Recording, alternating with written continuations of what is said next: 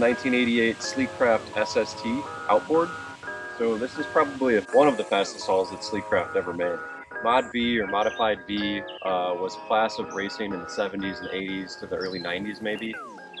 The idea was the average Joe could purchase a boat like this, throw a big monster outboard on the back of it, use it for skiing, have fun with their family, but they could also race it if they took the interior out of it. The problem was these boats hit such high speeds and there's no driver protection. Modern tunnel hull racing, the driver is encapsulated in like a Kevlar bathtub, but this is just completely exposed. It was kind of crazy. This is kind of the Group B rally car style point in boat racing history, where the performance just was so high, but there was just no safety. There was a lot of deaths, and ultimately the whole series was canceled. So this thing came with a hydraulic jack plate, which is really awesome. Jack plates, when you bolt a monster outboard on here, you can pull it up out of the water. And what you want to do is you want to get the center of the gear case pretty much in line with the bottom of the boat. And then you can run a surface drive prop, and yeah, you're just flying at this point. I mean, there's like going to be pretty much nothing in the water. This is a very fast hull. And I'm not sure what it all needs, but definitely going to need to do the interior.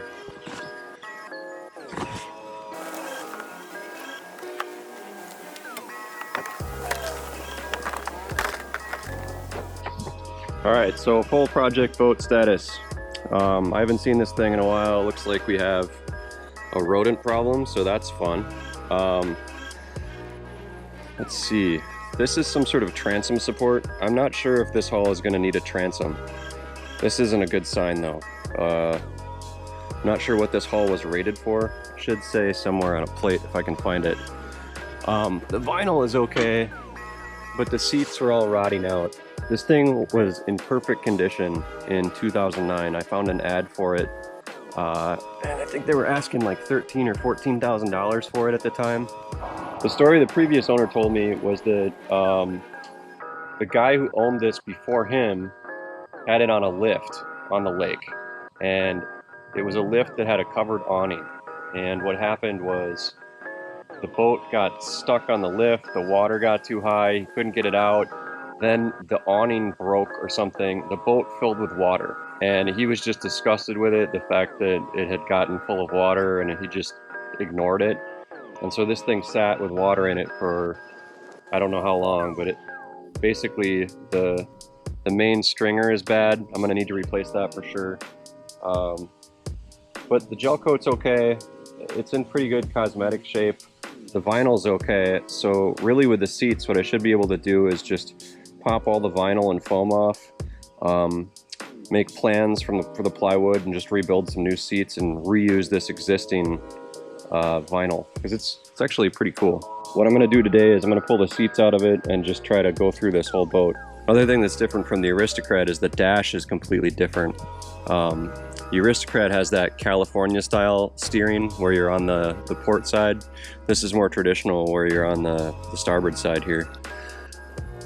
I am noticing some carpenter ants, so again, not a great sign. Someone had started to gut this thing, so there's wood chips, and it's pretty gross, but gotta get to it. So the other thing that's interesting about this boat, I'm not quite sure how I'm gonna handle this yet, but this is the condition of the gel. You can see that it's really shiny here and then kind of dull here. Apparently somebody clear coated this boat, and if I could get the clear coat off, I mean, here you can see that it's bubbling. I mean, it's just delaminating from the gel. See, that just made that bubble a lot bigger right there. I'm wondering if I just pressure wash this thing, if I can get it all back to the gel and polish it out, because really it's in pretty good shape for the most part. There's some flaws, but if I could get all this clear coat off, this thing would be pretty hot.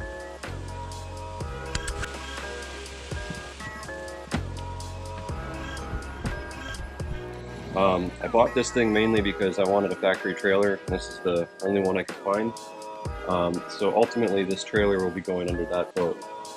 The boat that came with it, this SST, is just sort of a bonus thing. I've got enough stuff to do, but I've been neglecting it for a year, so I should probably start doing something to it.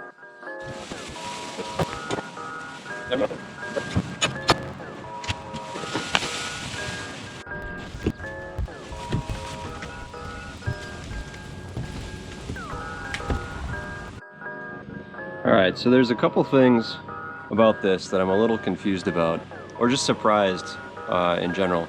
So first off, this stringer. This is like a triple stringer. I've never seen such a thing before. Apparently someone was trying to cut into this to see if it was still good. It looks like, this is what's so confusing about this.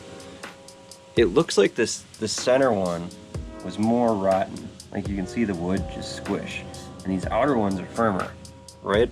So this suggests that somebody added these two stringers to the single stringer. And you can see, I don't know if you can see up there, but it has one stringer all the way to the front of the hull. And then under the floor here, there are these two other ones. But what I don't get is if this is aftermarket, which I think it is. This is what's strange. So this is the floor, which is just a sheet of plywood that sits right on top of the tunnels, goes onto the stringer, and that's it. When I redid mine, this wood floor was coated in resin and these tunnels were coated in resin. So what I had to do when I replaced it was I had to use a belt sander on the tunnels to even this out and rough it up, so that when I took the new board, or the new floor, I coated this with resin, and then I put a fresh coat of resin on the bottom of it and a fresh coat here and stuck it on here, so you got a really good bond between the floor and the boat, because that just helps with rigidity. So basically what I'm surprised about is it looks like the floor was never bonded to the tunnels, ever. And if that were true, that means that this is the original floor. And if that's the original floor, then this is the original stringer? I guess? That doesn't make sense, but who knows? All I know is that this floor is done. I gotta cut the rest of it out. It's almost out. And then I gotta take this whole stringer out because, man, that is so weird. You can see the layers here, that these were definitely added later. Like there's that thin layer of glass right there. And then there's this other layer of resin on the top of it that someone goobered all over these outer stringers. So it looks like these were added later, but it looks like the floor is original. Really confused by that. All right, PPE, we're gonna be cutting fiberglass, so I got a respirator, eye protection, and a Tyvek suit because fiberglass dust sucks. Gonna be trying to chop out the rest of this floor with a circular saw. So let's see how this goes. What I want to do is cut through this wood without cutting into the tunnel. Probably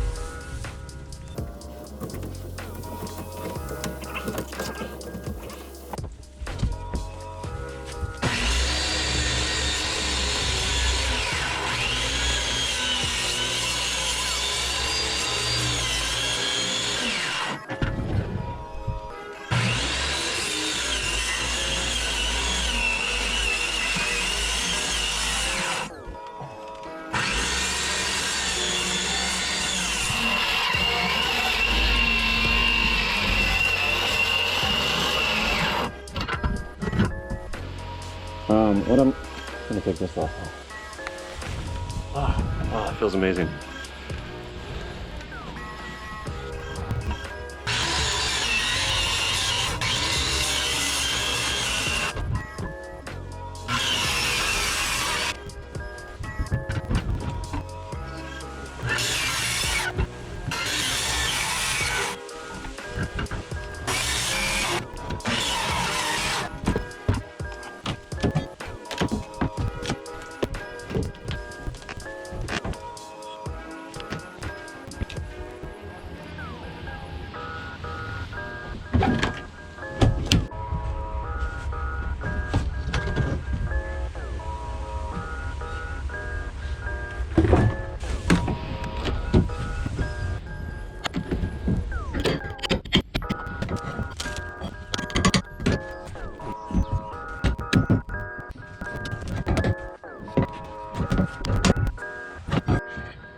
Alright, so I got the floor ripped out. I'm gonna have to use an angle grinder or something because all these screws are just really stuck in there. I'm gonna sweep all this crap out of here. When I took the rear seat out, I found a mouse nest, so that's fun. And then it looks like the floor goes back under there, so looks like I'm not gonna finish the floor today. But what I am gonna do is measure everything and start a list for lumber to try to get this thing where it needs to be.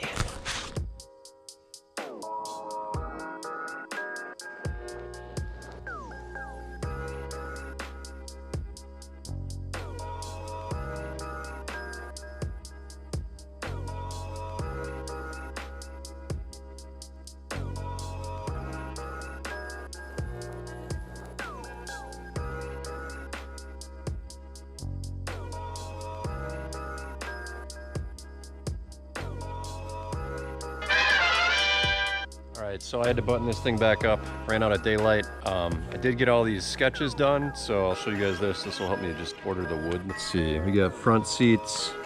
It's like 48 by 16 for the side. And then from the top, it's like about 48 by 24. These are all just rough measurements to help me figure out how much wood I need. And then from the front view to build this vertical part of the seat, it looks like a 24 by 20. So all that stuff times 2. The floor is about 48 inches wide and 12 feet long with a notch cut out in the back. And then the bench seat, let's see. This is a front view. Looks like there's a box frame in the bottom that's made by 1x2s that's 14 by 32.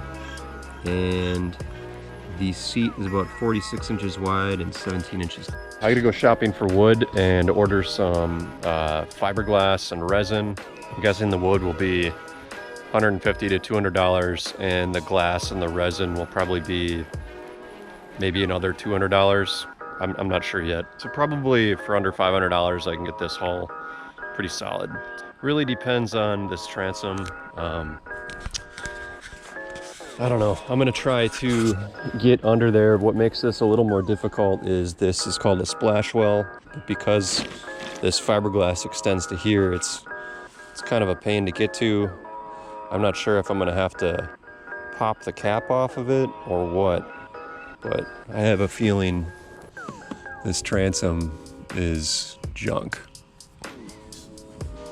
Anyway, stay tuned. I'll be posting some more updates to the SST project as well as the Aristocrat. I'm also restoring 70s Porsche 911 and probably a couple other things. So yeah.